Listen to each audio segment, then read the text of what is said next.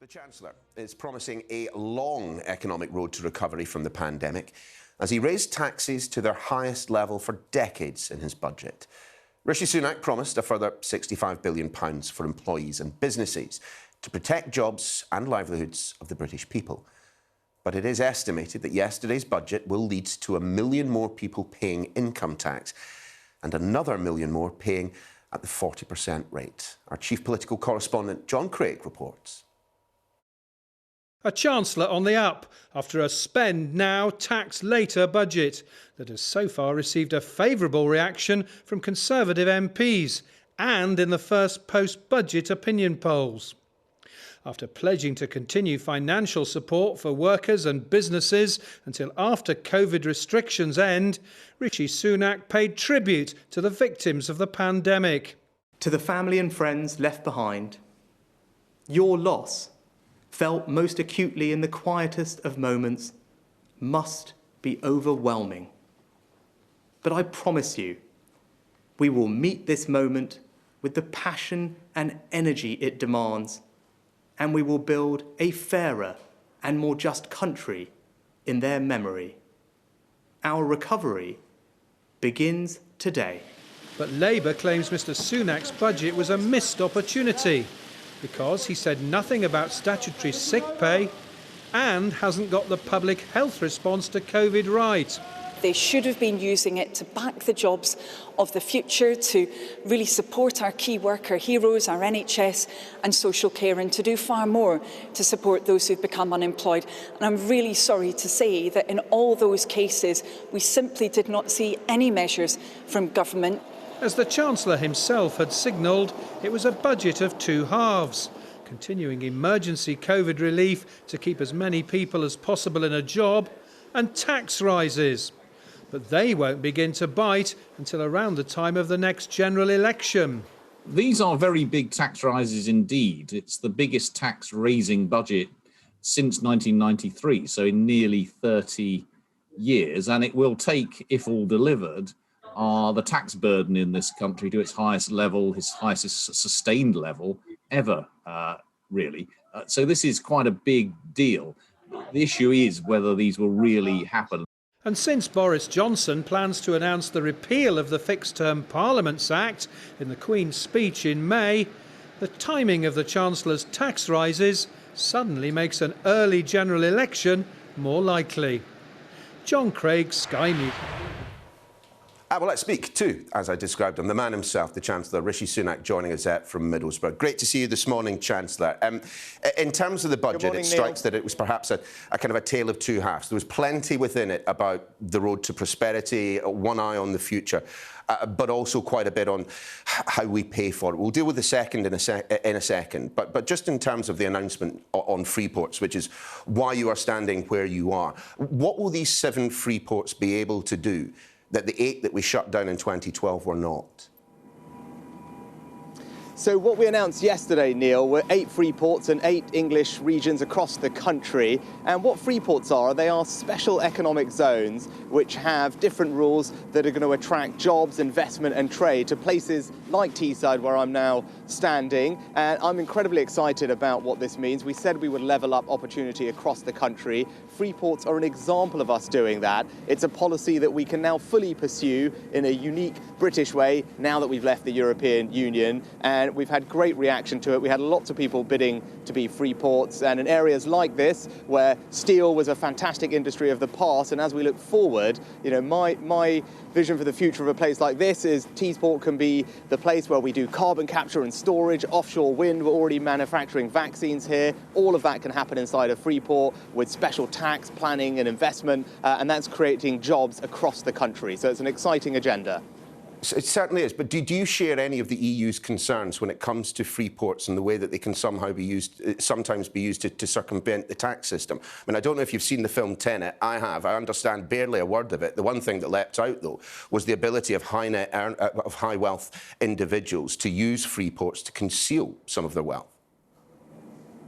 Well, actually, Freeports are used extensively across the world, and the EU is actually one of the few places that doesn't use them extensively. Everywhere else does. For example, in America, there are over 200 of them, employing close to 500,000 people. And of course, all free ports, and especially the ones here in Britain, will be ones which we agree with all the OECD rules around tax and making sure that customs facilitations all happen in an orderly manner, following all the rules. So I don't think anyone has anything to worry about on that front. But what they will do is attract businesses to locate with the tax incentives, invest in new equipment, new plants here, create jobs in places like Teesside or Southampton or Liverpool, and I think that's exciting. Can we talk then about the freezing of personal tax thresholds? And to your credit, you did not shy away at the dispatch box yesterday for spelling out exactly what this will mean to people. I mean, you couldn't have done much more short of wearing a baseball cap with "this will cost you money" written on it. And everyone understands that we all have our part to play in getting the nation's economy back on track. But at the same time, isn't it pretty clear that if everyone who is paying tax will have to pay more in tax, the people who will feel that most keenly are those who have least to start with?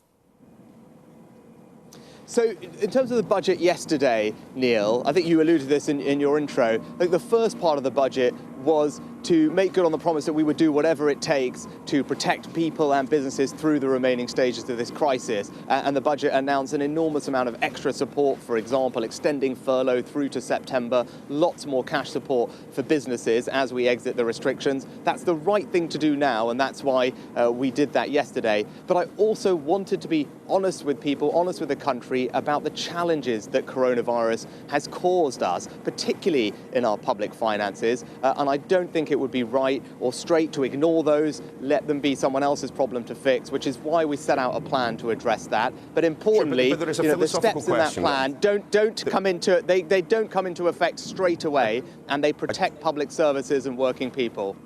But there's a question of priorities in all this, which was what I was alluding to in the question. It's why we're choosing to balance this off the back of everyone, rather than, for example, the huge number of high net worth individuals who have done pretty well out of this pandemic. Why is someone, for example, I mean, one of the estimates, and there are plenty in the paper, so please challenge if it's wrong, but if you're earning £11,500 now, by 25-26, inflation could mean you're earning a salary of £13,500. You'll go from paying no income tax to paying £186. Now, I understand to you and me that might mean the price of a coffee mug. To other people, that's the cost of their kids' shoes for the year.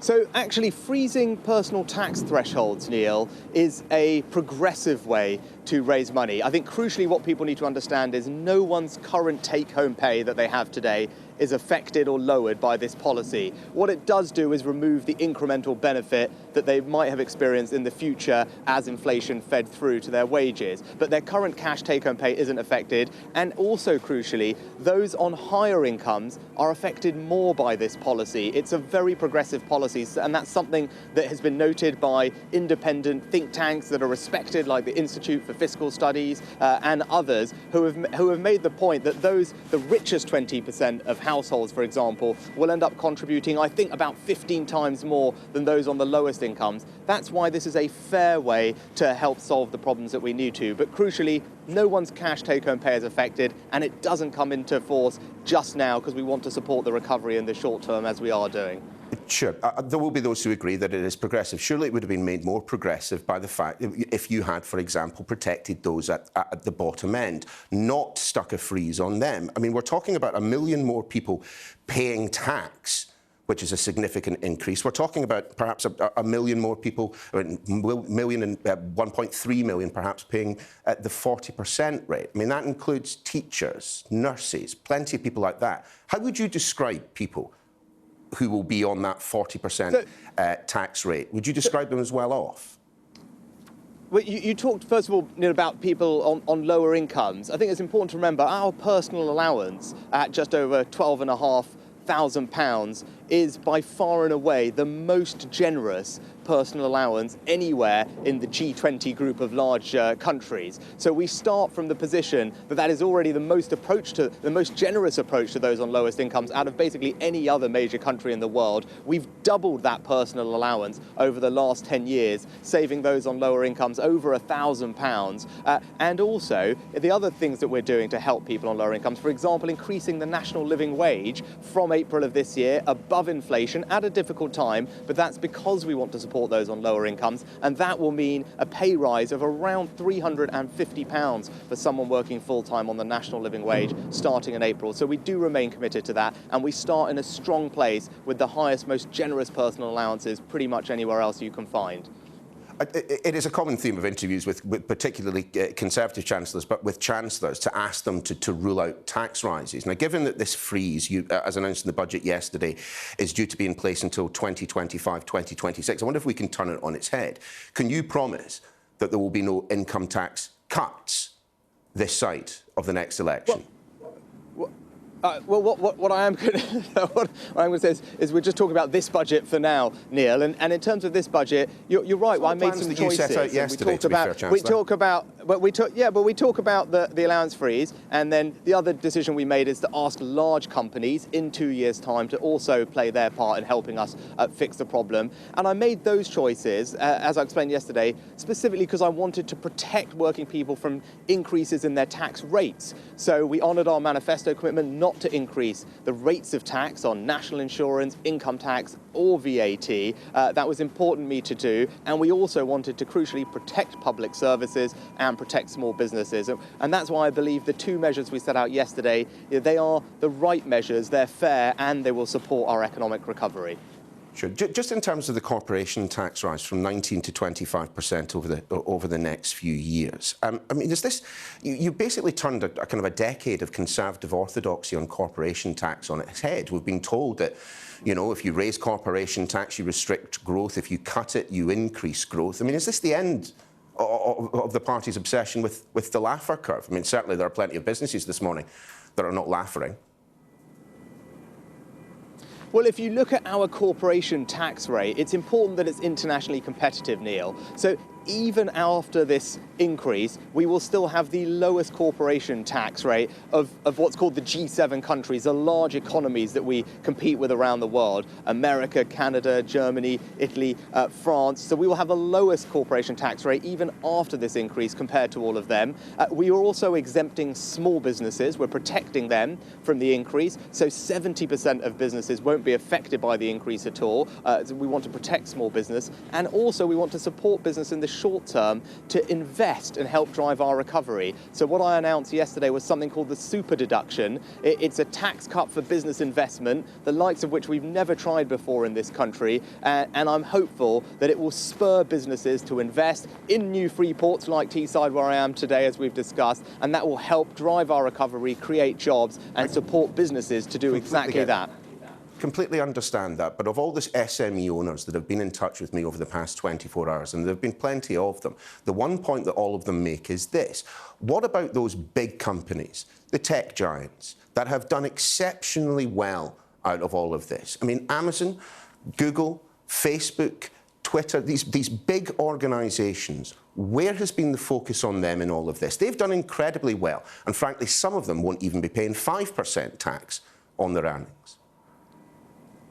So Neil, remember, corporation tax is a tax on profits. So by definition, businesses that are doing well and making profits pay a good amount of tax, which is as it should be. But you're right to highlight online companies. Now, and the reality is, the way our tax system works, it makes it difficult to tax these large global tech companies, which is why in last year's budget, I introduced something called the digital services tax, where we've levied a percentage charge on their turnover because we can't tax them in the way that we would like to. That's already taking force, and what we are doing now is working with our international partners around the world.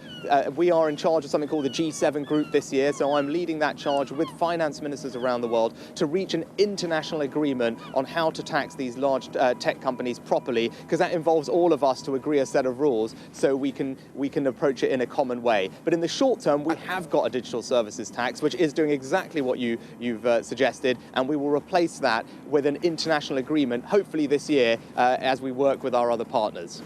At the heart, though, of this budget pitch was this claim, and it has been made a number of times over the course of the pandemic by you and a number of other cabinet ministers, that you'll do whatever it takes to help the British people through this crisis. Where was the support for the excluded yesterday? We understand that, those who are recently self-employed will be pretty pleased that there will be an opportunity for them to get some more money, of course, after 12 months of not getting anything. But PAYE freelancers, limited company directors, those denied furlough, they're still not recognised. I'm sorry to kind of bang on about this, but I just want to read you a couple of tweets that we've had. Chris Davis is the director of a limited company. He says this: "I can't even begin to explain the anger I'm feeling right now. I'm so angry I'm shaking. I've lost my wife, my kids, my house, my business, my savings. I'm done." Stephen Gray was on the show yesterday. What do you suggest is someone excluded because they earned a tad over 50k before the pandemic, but is now down to 80% and still excluded? What should they do to put food on the table? The mantra that you have done everything you could to help everyone who is in need of help is demonstrably untrue, Chancellor.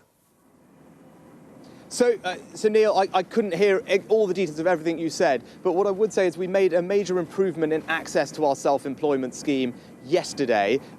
It was frustrating last year. We weren't able to bring in newly self-employed people because they hadn't all filed their tax returns. Now that the tax return deadline has passed, we were able to announce that all those people, it will be more than 600,000 new people, will be able to benefit from the 4th and 5th self-employment grants that will be in place over the coming months. That's good news and welcome. And I appreciate that people haven't felt that they've been able to get the help they want in exactly the way they want in the time they want. But this is only one element of the support that we've put in place. So, for example, we've talked already about universal credit, support with people's rent through something called local housing allowance, mortgage holidays, bounce back loans, support that we've given to local authorities that they can use at their discretion to support their local businesses. So there's lots of different things that we are doing. And if you take a step back and you look at the budget book yesterday, what it shows is that over the course of this crisis, we will have spent over £30 billion supporting those who are in self-employment. And I'm confident that that will stand as one of the most generous approaches to supporting self-employed people anywhere in the world. Rishi Sunak, great to have you on the show this morning. Thanks for being with us. Thank you, Neil. Take care. Let's speak to our political correspondent, Rob Powell, lurking in the wings. Rob, I suppose the problem for the Chancellor is pretty straightforward. No Chancellor can please everybody all of the time. But come budget day, and come budget day in the middle of a pandemic where lots and lots of people haven't been earning, there is a laser-sharp focus on those who perhaps haven't been assisted and those who are going to lose out. Yeah, and I think what you're seeing from the Chancellor there is him sort of struggling to reconcile the fact that he wants to be a Conservative Chancellor who cuts taxes with the fact that the tax burden, when all of these changes go through, will be the highest since 1969. The overnight reviews, anyway, feel like he's maybe just about doing it, but I think he's only doing it because he's perhaps not being completely honest about the massive uncertainty built into some of the measures that he announced yesterday, not least whether the corporation tax hike will actually take as much as they plan to do. Remember, the last 10 years, as you pointed out, we've been told that cutting corporation tax actually increases tax receipts because you get more business activity. They are spending a lot of money on this super deduction without much cast iron evidence of whether that will actually lead to new investment or just bringing investment forward. Freeports as well, where he was today, that's something of a gamble. And it's all set against a backdrop which is very uncertain as well. If interest rates go up, the debt repayments on for the government will rise by 25 billion, of just a 1% increase. And there's nothing in there for the added strain on public services from 2022 going forward on things like the NHS, catch up in education and schools. So I think the Chancellor's probably done a very deft political balancing act. Whether he's being fully honest about the picture in the round is another story, though. Rob, many thanks indeed.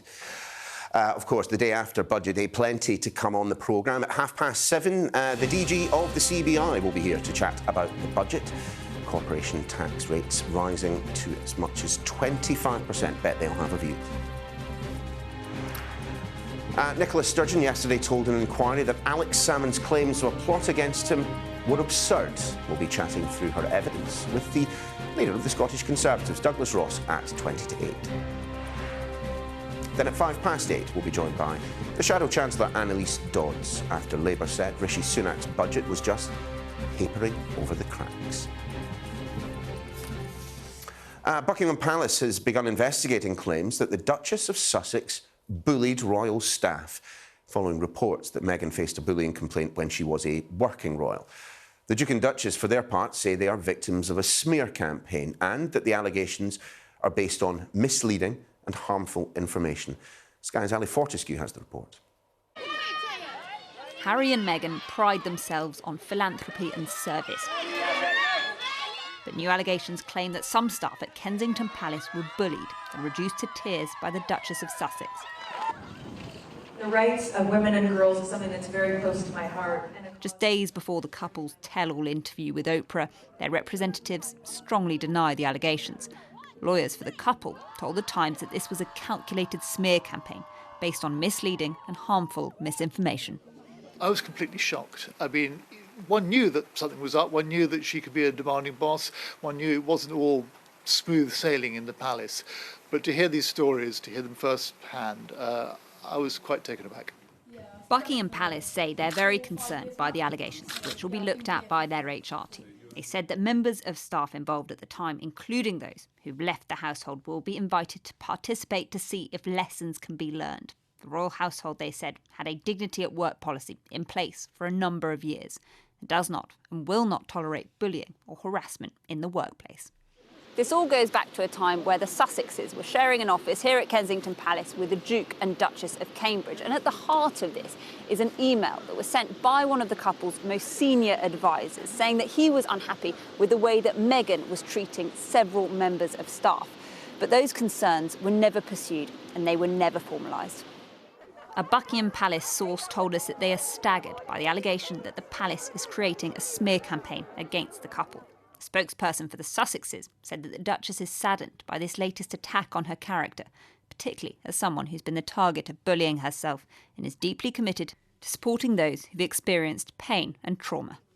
Meghan and I met, in 2013. Nick Eade has worked closely with Meghan. He finds it hard to believe the claims. Yeah, I think the royal family are probably, it's quite archaic. And the way that the royal family has had a tradition for so many years and protocols that they have and things they've put in place, potentially somebody like a big breath of fresh air like Meghan, who comes in and has different attitudes towards things. I doubt whether Meghan would ever be somebody who would sort of chastise anybody within the royal family or anybody who was working for her. I suspect it's probably lost in translation. All of this is playing out as the Duke of Edinburgh spends his 16th night in hospital. His daughter-in-law said he's improving. I just want to make it clear to everybody there is no subject that's off limits. But all eyes are on the Sussexes. Just days until they tell their side of the story, Harry and Meghan are once again facing accusations of acrimony in the royal household. Ali Fortescue, Sky News. Well, overnight, the first extracts of the Duchess of Sussex speaking to Oprah about how the couple were treated by the palace have been released. Let's have a chat with our correspondent, Enda Brady, who's in the newsroom. Enda, you've seen it. What does she say? Well, we'll take a listen now in a moment, Neil. It's about 40 seconds long. It's the second promotional clip that has been released by the American broadcaster. It is the Duchess speaking for the first time. She's speaking to Oprah Winfrey, and we can listen now. How do you feel about the palace hearing you speak your truth today? I don't know how they could expect that after all of this time, we would still just be silent if there is an active role that the firm is playing in perpetuating falsehoods about us. And if that comes with risk of losing things, I mean, there's a lot that's been lost already. And of course, this interview was recorded before those bullying allegations surfaced in a prominent newspaper yesterday morning. The palace investigating. Meghan says that she has done nothing wrong and that she has been the victim of bullying over many years. So it'll be broadcast on Sunday night in the United States and in this country on Monday evening. Enda, many thanks indeed.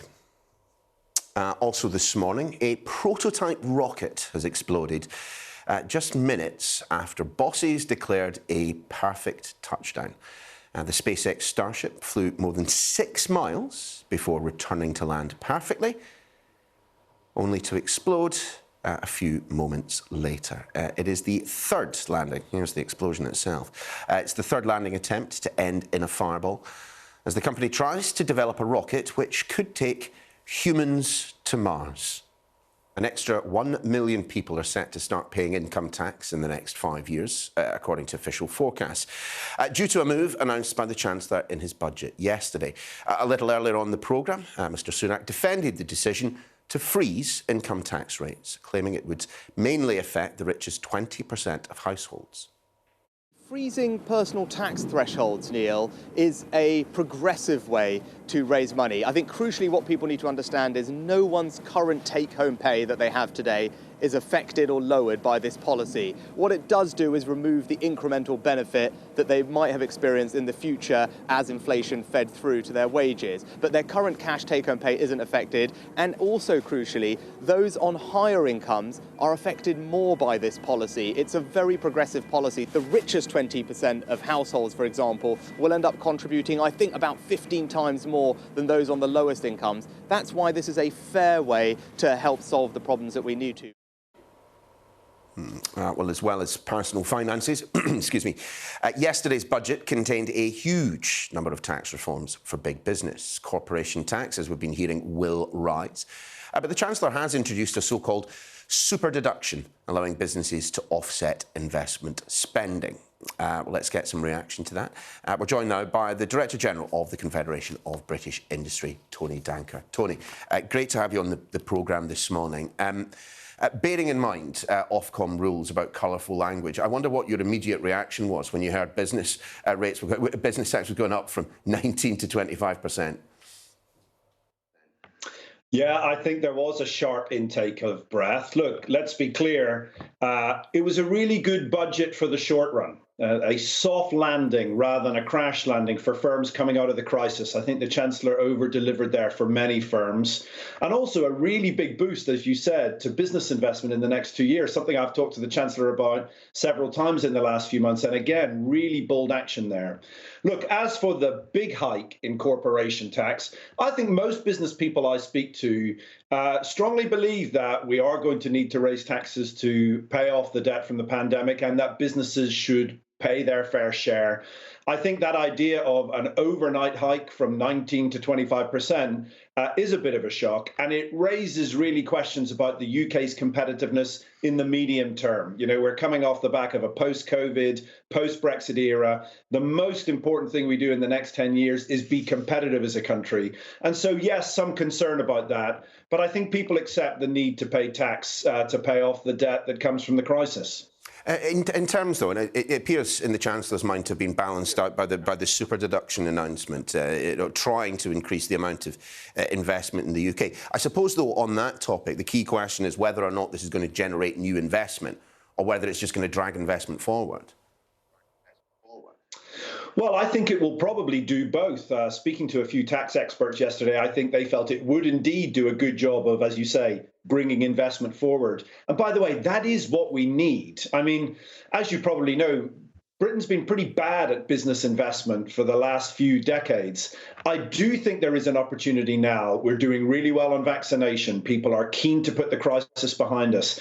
We had a lot of uncertainty for 4 or 5 years over Brexit. So I do think it is a pretty unique moment to really go for it when it comes to business investment. And that's why I think the Chancellor is bravely experimenting with this idea of a super deduction. But you're right, there is a risk that you bring forward lots of investment and then all of a sudden in 2 years' time you have a sudden hike which curtails it. So we're going to have to be attentive to that. But I certainly don't criticize him for bringing forward business investment. Now is the time to get the economy roaring again.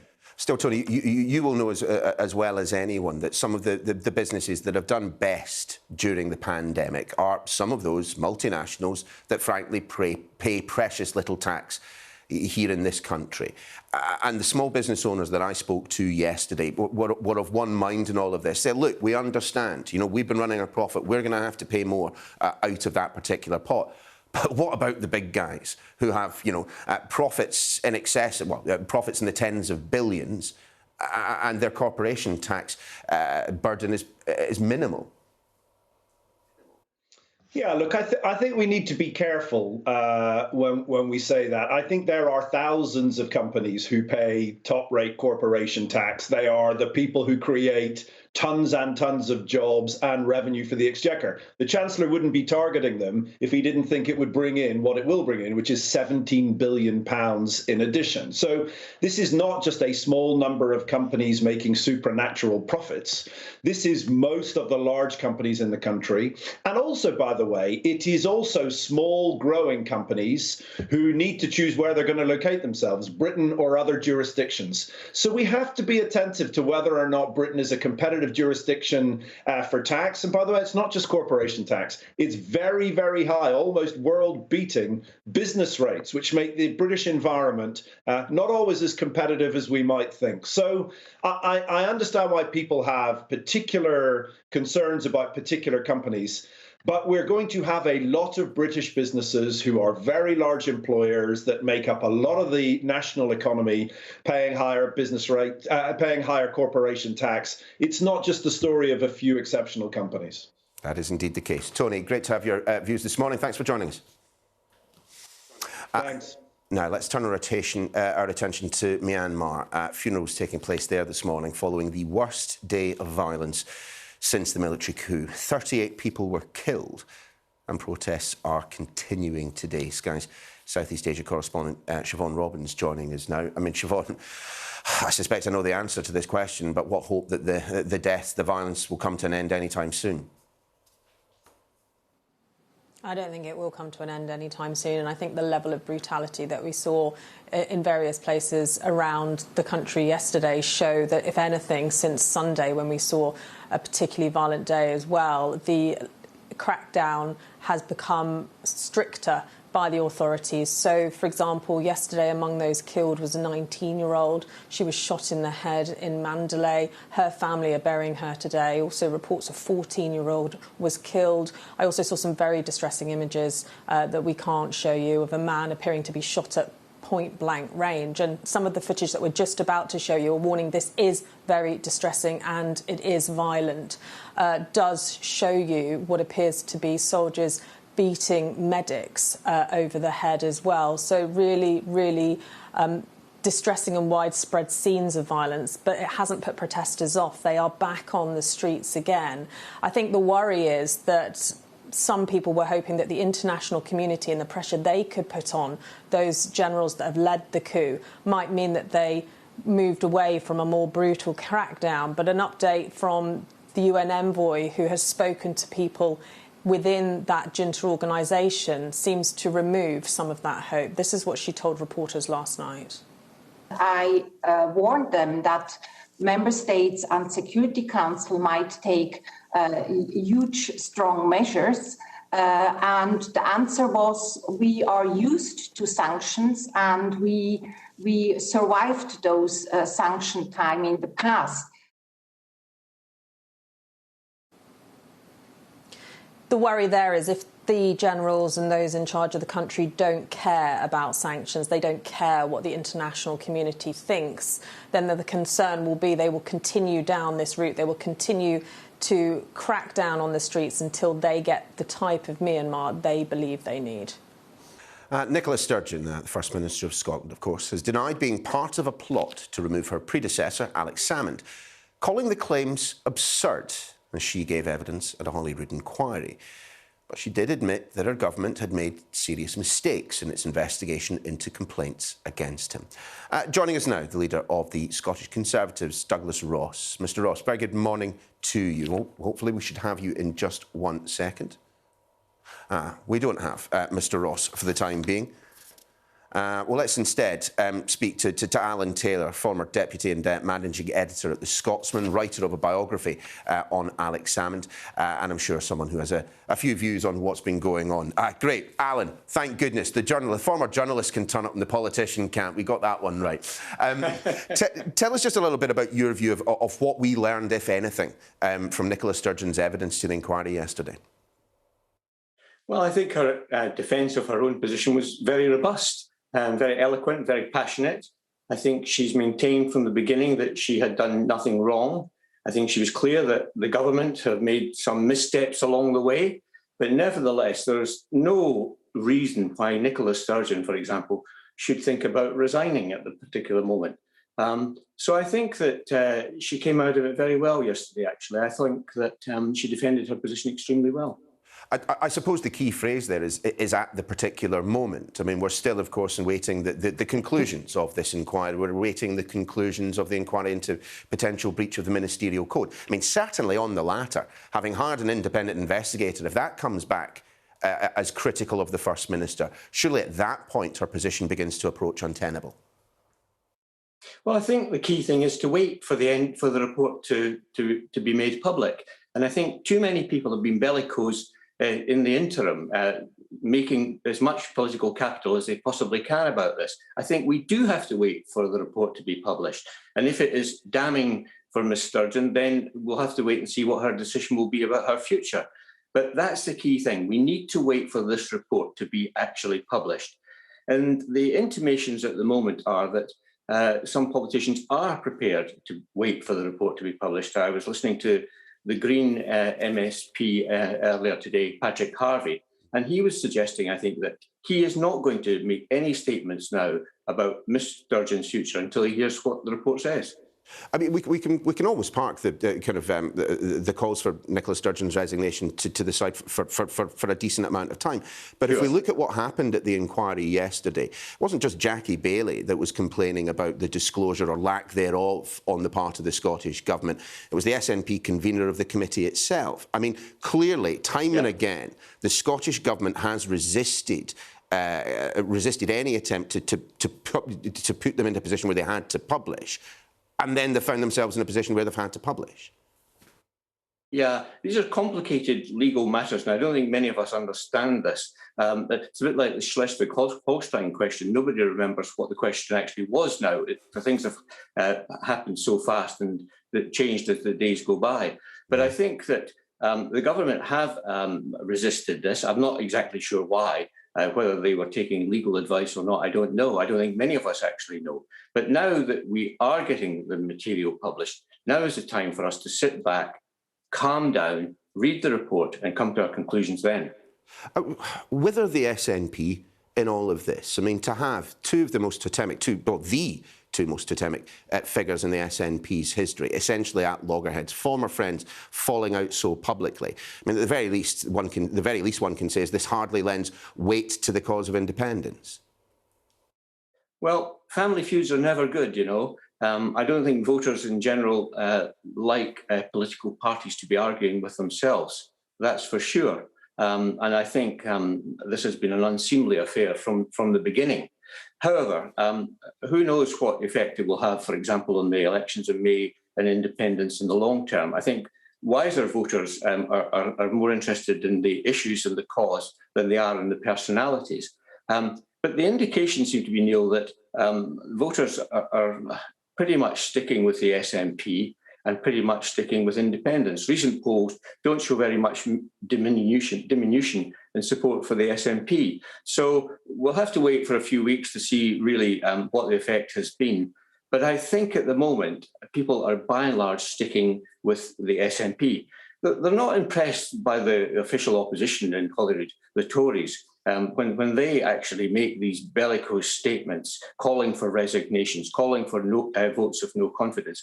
Because all one has to do is look south to Westminster and see a government that has broken international law, has prorogued Parliament, has refused to get rid of a chief advisor when he breaks COVID regulations. And we look at the personal life, for example, of the Prime Minister.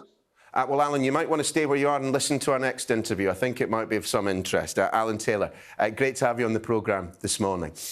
But let's turn our attention to the man who has been calling for that vote of no confidence, calling for the resignation of the First Minister. The leader of the Scottish Conservatives is joining us from just down the road at Douglas Ross. Great to see you this morning. I wondered, Mr Ross, if you might want to respond to that which Alan Taylor was just saying there, that all these calls for Nicola Sturgeon's head, at the very least, somewhat premature, given that the inquiries which are looking into the mishandling of the Alex Salmond allegations, the other one that's looking into the breach of the ministerial code, neither of them have yet to conclude. Well, it's because the evidence is compelling, and what we have seen in the last few days is multiple witnesses backing up the accusations that mean Nicola Sturgeon has lied and misled the Scottish Parliament. But Alan was saying there that votes of no confidence aren't achieving anything. It was only the threat that we still have on the table of a vote of no confidence in John Swinney that led to the legal advice being released to the inquiry. Legal advice that the inquiry, SNP-led inquiry, have asked for, Parliament has twice voted for, that the SNP refused to release. So it's only because we take this action that we're any closer to getting to the truth. Sure, but I suspect there will be people, Alan Taylor amongst them, suggesting that, you know, calling for the First Minister's head for, at the very most that could be proved is that she misled Parliament, and she denies that she did so.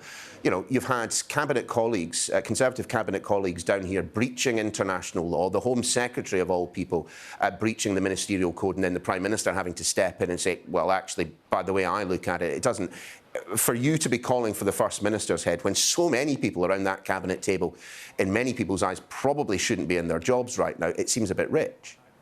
Well, let's look at what the SNP did in 2001 when they called for and successfully saw a Labour First Minister resign from office. At the time, John Swinney said the people of Scotland would be staggered at the amount of money involved. At that time, it was £36,000 over the sublet of Henry McLeish's office. Now we're speaking about hundreds of thousands of pounds, more than £500,000 in a legal bid that the SNP continued to pursue when their own lawyers were telling them it was doomed to failure. Doesn't all that prove is that you're all as bad as each other? That you all participate in this hypocrisy from time to time, calling for some people's heads and then defending the people who are in your own party?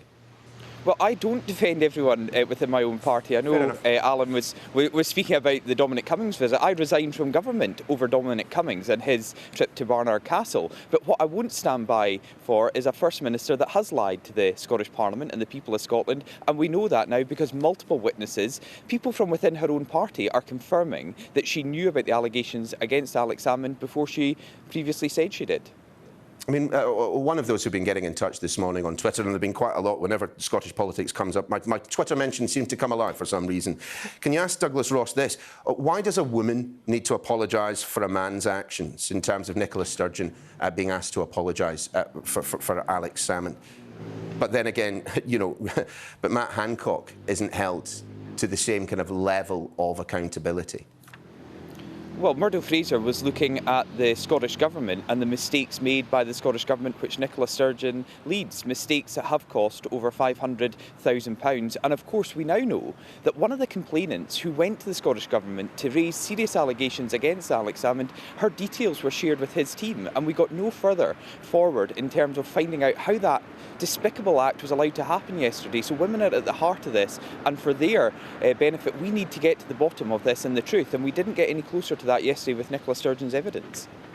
So what is then the next move for opposition parties in Scotland? The no confidence vote's going nowhere.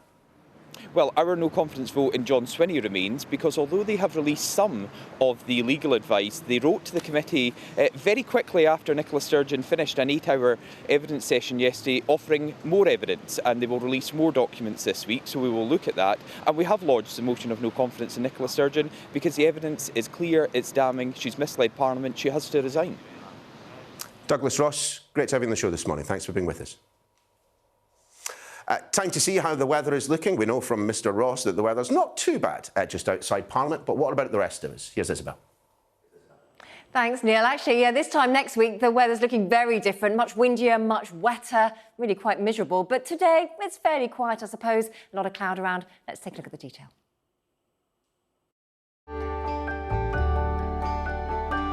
Look forward to brighter skies. The weather, sponsored by Qatar Airways. It's a cloudy start, some rain around as well, but we do have a front that's pushing southwards, clearing the far southwest tonight, and we've got broken cloud following, which does mean that there'll be an improvement in the weather, and it could well be quite sunny for many tomorrow, with some fine weather lasting into the weekend as well. More frost at night, mind you, but out there this morning it is mostly frost-free across many parts of the country, and as you can see, there's a lot of cloud around, low cloud in the south, giving rather gloomy conditions again, with some patchy, drizzly rain. We also have some rain in other parts too, but it does look as though it'll become drier and clearer across Scotland as the day goes on. That clearer weather with some sunshine filtering down into the northeast of England before the end of the afternoon. Elsewhere, though, as you can see, pretty cloudy. The rain pushes through tonight, though, giving us a frost tonight, but hopefully a very nice start to Friday with some sunshine. The weather, sponsored by Qatar Airways.